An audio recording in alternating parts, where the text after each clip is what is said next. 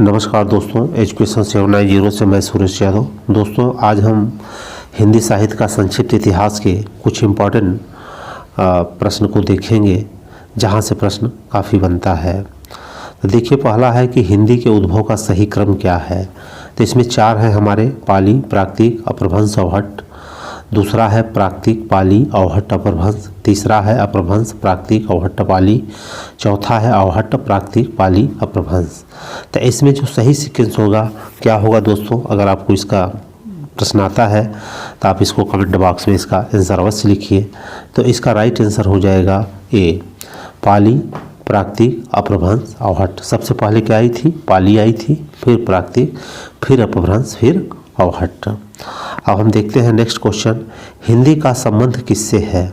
हिंदी का संबंध किससे है? ये सौरसैनी अपभ्रंश, 2 अपभ्रंश, तीसरा पश्चिमी प्राकृत, चौथा प्राकृत। तो हिंदी का संबंध किससे है? हिंदी का संबंध किससे है?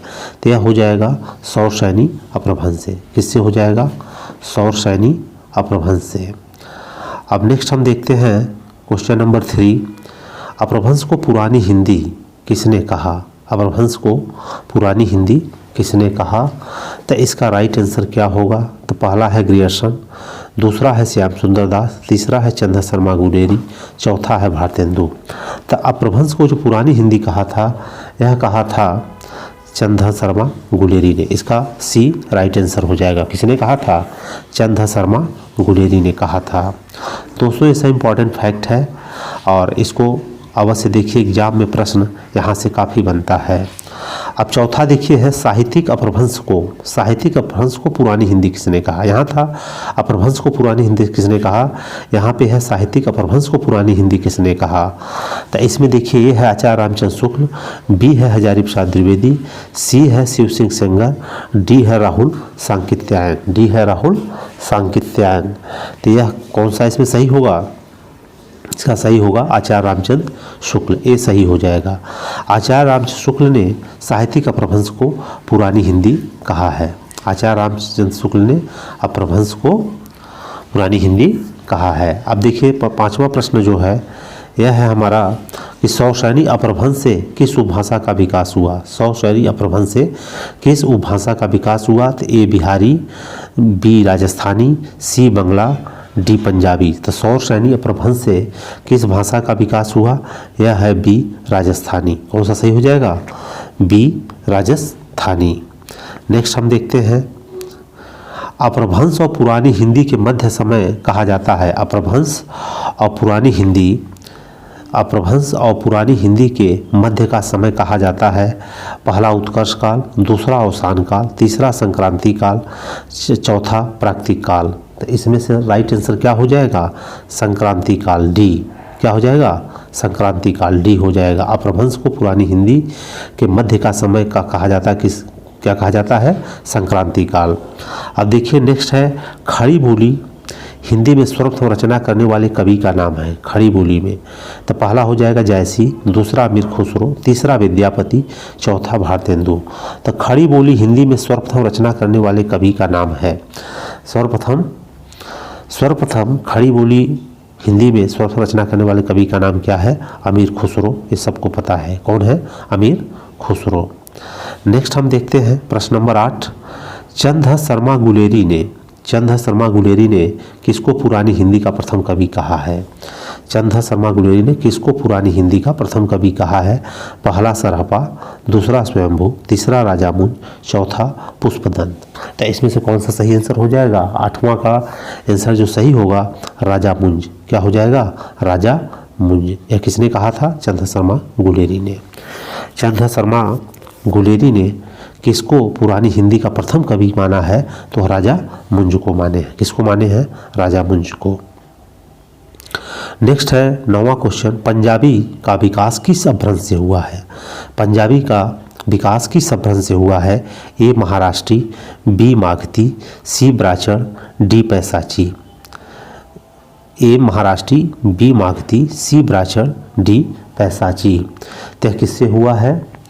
9 का हो जाएगा डी पैसाची से क्या हुआ था? पंजाबी का विकास हुआ है। किससे हुआ है? पैसाची अपभ्रंश से। नेक्स्ट देखिए है क्वेश्चन नंबर 10, बिहारी, बंगला, उड़िया और असमिया भाषाओं का उद्भव किस अपभ्रंश से हुआ है? तो ए मागधी, डी अर्धमागधी, सी पैसाची, डी सौरसैनी। तो किससे हुआ है? 10 का हो जाएगा राइट आंसर आपका ए। यह सब किससे हुआ है? मागधी से हुआ है। किससे हुआ है? मागधी से। मागधी अपभ्रंश से बिहारी, बंगला, उड़िया और असमिया जितनी है पूर्वी भाषाएं हैं उसका उद्भव हुआ है। नेक्स्ट हमारा है 11वां क्वेश्चन, अर्धमागधी अपभ्रंश से किसका विकास हुआ? अर्धमागधी अपभ्रंश से किसका विकास हुआ? पश्चिमी हिंदी, पूर्वी हिंदी, मराठी, गुजराती। तो अर्धमागधी अपभ्रंश से किसका विकास हुआ? तो इसका राइट आंसर हो जाएगा बी, पूर्वी हिंदी। किसका हो जाएगा? पूर्वी हिंदी। तो पूर्वी हिंदी में क्या क्या आता है? अवधी, बघेली और छत्तीसगढ़ी। अवधी,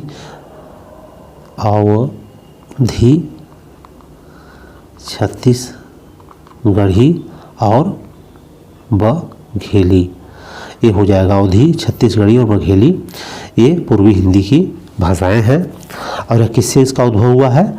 अर्धमागधी अपभ्रंश से। और इसको क्या कहते हैं? पूर्वी हिंदी। नेक्स्ट देखते हैं इनमें कौन सी बोली पूर्वी हिंदी की नहीं है? कौन सी बोली? तो देखिए इसमें बताया था कि अवधी, बघेली और छत्तीसगढ़ी है। पूर्वी हिंदी कौन सी है? अवधी है, बघेली, छत्तीसगढ़ी है। लेकिन इसे पूछा है कौन नहीं है, तो इसमें बिहारी नहीं हो जाएगा। बिहारी, क्योंकि बिहारी मागधी से उत्पन्न है। किससे है? मागधी से उत्पन्न है। नेक्स्ट देखिए हम देखते हैं कि निम्नलिखित को सुमेलित कीजिए। निम्नलिखित में से इनको सुमेलित कीजिए। देखिए जैसे ए सौरसैनी, बी पैसाची, सी मागधी और डी अर्धमागधी। तो यहाँ पता है कि अब इसमें कौन सा कूट हमारा सही होगा? कौन सा कूट हमारा सही होगा? तो 13 का जो राइट आंसर होगा यह क्या हो जाएगा? A B C D. क्या हो जाएगा? A B C D. पहला इसका सही हो जाएगा। कौन सही हो जाएगा इसका? इसका पहला क्वेश्चन सही हो जाएगा। इसका क्या हो जाएगा? पहला इसका सही हो जाएगा।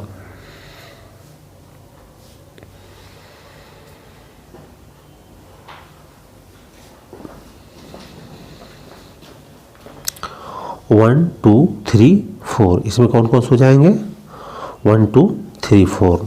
तो ए इसका सही हो जाएगा। कौन सही होगा? ए इसका सही हो जाएगा। सौरसैनी अपभ्रंश से उत्पन्न भाषाएं कौन कौन सी हैं? सौरसैनी अपभ्रंश से उत्पन्न भाषाएं कौन कौन सी हैं? तो इसमें देखिए पहला है ब्रजभाषा, अवधी, कुमाऊनी, गढ़वाली। दूसरा है पश्चिमी हिंदी, राजस्थानी, पहाड़ी, गुजराती। तीसरा है बिहारी, बंगला, उड़िया, असमिया। और चौथा है लहदा, पंजाबी, गुजराती और मराठी। तो सौरसैनी अपभ्रंश से हमें पता है कि यहाँ से पश्चिमी हिंदी हो जाएगी, राजस्थानी हो जाएगी, पहाड़ी और गुजराती हो जाएगी। तो 14 का हमारा राइट आंसर क्या हो जाएगा? बी, पश्चिमी हिंदी, राजस्थानी, पहाड़ी और गुजराती। 15वां क्वेश्चन है पश्चिमी हिंदी की बोली नहीं है। तो पश्चिमी हिंदी की बोली नहीं है तो इसमें देखिए कौरवी, हरियाणी और बुंदेली यह पश्चिमी हिंदी की है। अवधी इसमें से नहीं होगी क्योंकि अवधी किसकी है? पूर्वी हिंदी की बोली है। तो इसका राइट आंसर सी हो जाएगा। अब हिंदी की उपभाषाएं कितनी हैं? हिंदी की उपभाषाएं कितनी हैं? तो इसमें देखिए 3 है। पहला 3 है, दूसरा 4 है, तीसरा 5 है और चौथा 6 है। तो इसमें से कितनी उपभाषाएं हिंदी की? हिंदी की उपभाषाएं टोटल कितनी है? 5 है। तो इसलिए इसका सी सही हो जाएगा। हिंदी की उपभाषाएं कितनी हैं? 5 है, याद रखना। अब देखिए 17 में है पश्चिमी हिंदी की बोलियों की संख्या।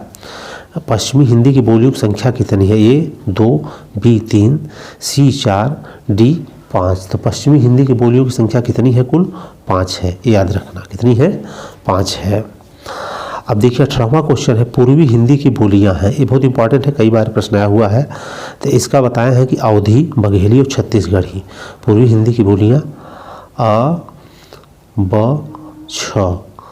ब छ करके याद कर लेना। अवधी, बघेली और छत्तीसगढ़ी। अ ब छ। नेक्स्ट है भोजपुरी, मगही और मैथिली की बोलियां किससे संबंधित हैं? भोजपुरी, मगही, मैथिली की बोलियां किससे संबंधित हैं? पहला पश्चिमी हिंदी, दूसरा पूर्वी हिंदी, तीसरा बिहारी हिंदी, चौथा राजस्थानी हिंदी। तो भोजपुरी, मगही और मैथिली यह किससे आ रही हैं? यह सभी आ जाएंगी आपका 19 का सी, 19 का सी। यह हो जाएगी बिहारी हिंदी। किससे हो जाएगी? बिहारी हिंदी। अब नेक्स्ट है सिंधी भाषा का उद्भव हुआ है। सिंधी भाषा का उद्भव हुआ है तो यह ब्राह्मण वंश से, पैसाची वंश से, मागधी वंश से, सौशैरियम वंश से। तो किससे हुआ है? 20 का हो जाएगा ए, यह ब्राह्मण से। किससे हुआ है? ब्राह्मण वंश से हुआ है सिंधी भाषा का उद्भव। अब नेक्स्ट हम देखते हैं कि गुड़गांव, दिल्ली तथा करनाल के पश्चिमी क्षेत्र में बोली जाने वाली अहिरवाटी का संबंध किससे है? अहिरवाटी का संबंध किससे है? पूर्वी राजस्थानी, पश्चिमी राजस्थानी, उत्तरी राजस्थानी और दक्षिणी राजस्थानी। तो गुड़गांव, दिल्ली और करनाल, गुड़गांव, दिल्ली और करनाल यह क्या हो जाएगा? उत्तरी राजस्थानी से। किससे हो जाएगा? उत्तरी राजस्थानी। 22 में देखते हैं अवधी का उद्भव किस वंश से हुआ है? तो सौशैनी, पैसाची, मागधी और अर्धमागधी। तो पहले हम इसको देखें तो किससे हुआ है? अर्धमागधी से हुआ है। किससे हुआ है? अवधी का उद्भव किससे हुआ है? अर्धमागधी से हुआ है। तो 22 का क्या हो जाएगा? 22 का डी हो जाएगा। मैथिली में साहित्य सृजन करने वाला रचनाकार, मैथिली में साहित्य सृजन करने वाला रचनाकार कौन है? तो जैसा पहला है विद्यापति, दूसरा भारतेंदु, सरपाद, अज्ञेय। तो इसमें हो जाएंगे विद्यापति, ये सही हो जाएगा। मैथिली में साहित्य सृजन करने वाले पहले रचना कौन है? विद्यापति जी हैं। नेक्स्ट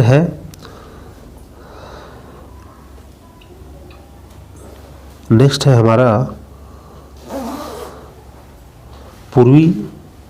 पूर्वी राजस्थानी का एक अन्य नाम है। पूर्वी राजस्थानी का एक अन्य नाम है तो इसका मेवाती, ढूढ़ाड़ी, मारवाड़ी, मालवी। पहला है मेवाती, दूसरा ढूढ़ाड़ी, तीसरा मारवाड़ी, चौथा मालवी।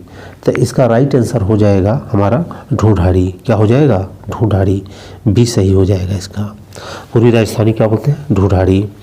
निम्नलिखित में से किस बोली में कृष्ण काव्य और रीतकालीन साहित्य का सृजन हुआ? पहला अवधी, दूसरा भोजपुरी, तीसरा ब्रजभाषा, चौथा कौरवी।